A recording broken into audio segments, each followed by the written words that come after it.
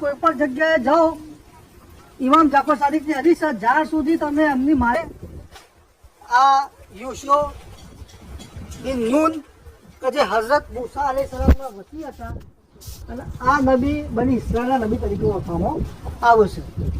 આવા જ બીજા નબી અમના વિશે કોઈ માહિતી નહીં, બરાબર. કિતાબોમાં બહુ ઓછી માહિતી છે, ખાલી એટલી માહિતી છે કે આ હઝરત મૂસા અલૈહિસ્સલામના વસી છે, બરાબર. બીજી વસ્તુ મેં તમને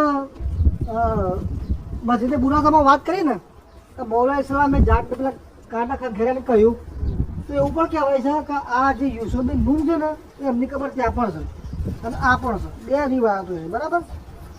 અત્યારે આપણે કેટલા વર્ષો થયા યુસુફ બિન નૂનના? આજે લગભગ તમે સમજો તો 4000 વર્ષ થઈ ગયા હઝરત મૂસા અલૈહિસ્સલામના આપણે અગર સમય જોઈએ તો આટલી જૂની વસ્તુઓ છે, બરાબર.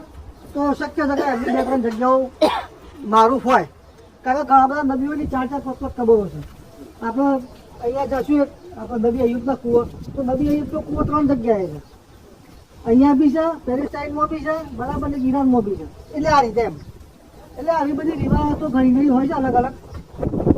અહીંયા બે પ્રકારની મઝારાત છે.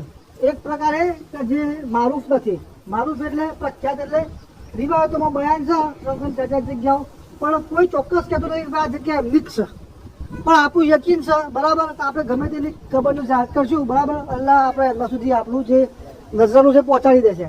અને બીજી મારૂફ ખબરો કે જે હઝરત ઇમામ હુસેન છે, મૌલા અલી છે, ઇમામો છે, બીજા વલીઓ છે, અમુક જે નજીકના સમયમાં થઈ ગયા, બરાબર. તો એ એમની મખસૂસ ખબર આપણને ખબર જ છે. દરેક લોકો એના વિશે કહે છે કે બે ખબર અહીંયા છે એ રીતે. તો આ રીતે છે, બરાબર. જાહેરાત કરો યુસુફ બિન નૂનનું તમે ફાતિહા પઢો અને પછી અહીંયાથી આપણે પાછળ બહેરો દાણા ચોરી છે, બરાબર. એ તમને કહી દઉં પાછળ છે એમની જાહેરાત. બહેરો દાણા જે છે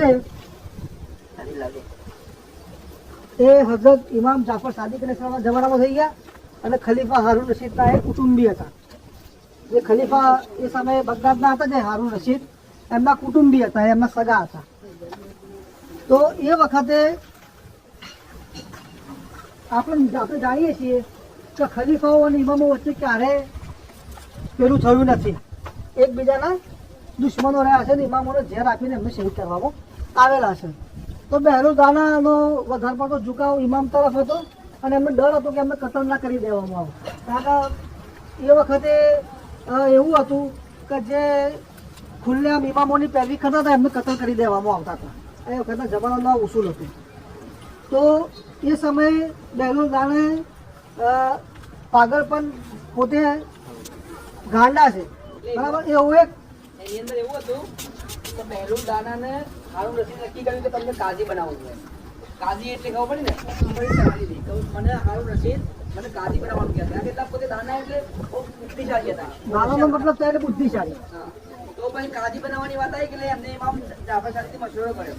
તો ઇમામ જાફર સાદિકે કીધું કે તમે જો એ તમારી તાકાત હોય ને તમે સીટ પર બેસવાની તો બેજો, બાકી તો એ છે ને ખોટાનો તાજ છે આપણી પાસે. ઇન્સાફ કરો તો એ ના કરતો તમે પાગલપન કરી નાખો એમ.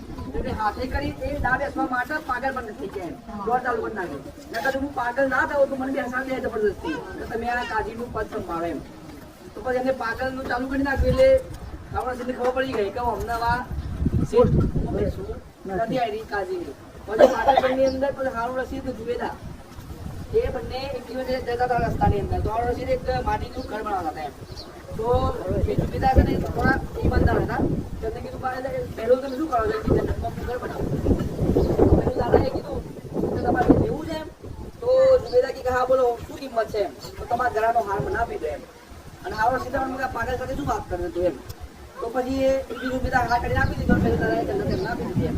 રાત્રે સપનાની અંદર હારૂન રશીદનું સપનું આવ્યું કે ભાઈ બીબી ઝુબેદા એક પોતા મહેલની અંદર બેઠેલા છે, ઘણી મોટી રાણી બધા છે, ઘોડો છે, એ બધું છે. હવે ઘોડોની અંદર એમને એન્ટર થવું હોય છે. તો હારૂન રશીદ રોકવામાં આવે છે જગ્યાએ કે તમે અંદર નહીં આવો એમ. તેમ કે તમારી બીબી ઝુબેદાએ ગઈકાલે જ પહેલું દાણાએ આ મહેલ વેચી મારેલું છે, તમને અંદર આવવા મળશે નહીં. તો સવાર થઈ પછી આ સપ્તાહની ચાબી વાતચીત કરી તો પહેલું